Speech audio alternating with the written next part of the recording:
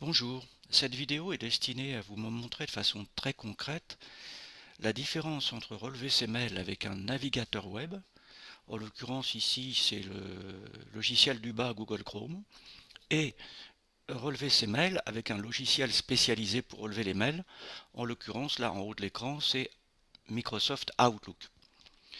Quand on relève ses mails, ce qui est le cas de la plupart des gens sur un navigateur, on prend des risques parce qu'on est vraiment sur Internet. Je vais faire un exemple, donc je vais relever des mails Orange par exemple. Bon, je tape mail Orange. Bon, la plupart des gens ont leur truc préenregistré, mais bon, c'est pas la peine, hein. Voilà, donc là je suis dans un navigateur web, messagerie Orange, bon bah j'y vais, hein. Et puis je vois qu'il y a 999 mails, ok. Voilà, ça tout le monde a l'habitude.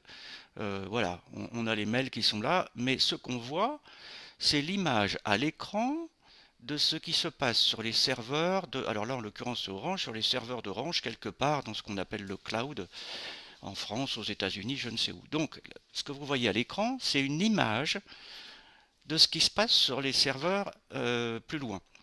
C'est-à-dire, c'est pas sur votre disque dur. Bon, alors on est dans un navigateur web. Qu'est-ce que ça veut dire? Ça veut dire que si avant, quelqu'un de mal intentionné est allé sur un site internet du type Pirate Bay, on est toujours dans le même logiciel, hein. Donc, on est toujours dans le même logiciel. Si on va sur piratebay.org, par exemple, qui est un site pour pomper des logiciels, des films, tout ce qu'on veut, c'est dangereux comme site, hein. Voilà, on est dans le même logiciel.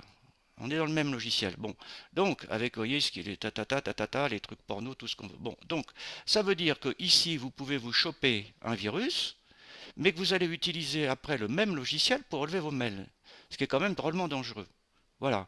Donc, que faut-il faire? Bah, il faut utiliser le logiciel qui est en haut, c'est-à-dire Outlook de Microsoft ou il y en a d'autres, mais il n'y en a pas beaucoup, hein. Thunderbird aussi, mais c'est surtout Outlook au prix où ça coûte, faut pas s'en passer.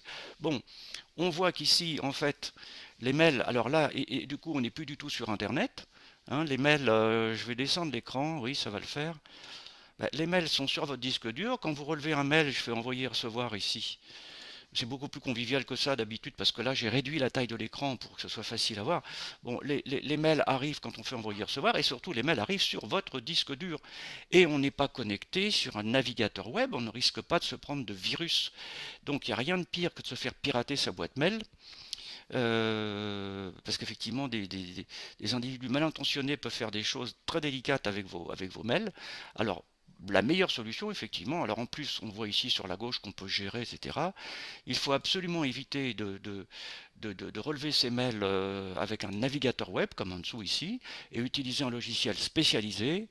Euh, bon, je vous renvoie à la rubrique sur Office 2016, vous voyez que ça coûte pas cher, hein. Il y en a pour acheter une suite complète Office.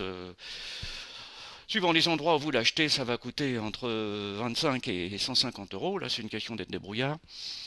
Voilà, bon, donc j'espère que vous voyez bien la différence. Là, avec le logiciel de gestion des mails qu'on appelle un client Internet, un client de messagerie, ça met les mails sur votre disque dur. Ça n'est pas l'image de ce qui se passe sur les serveurs d'Orange ou ailleurs, hein, ou Free, peu importe.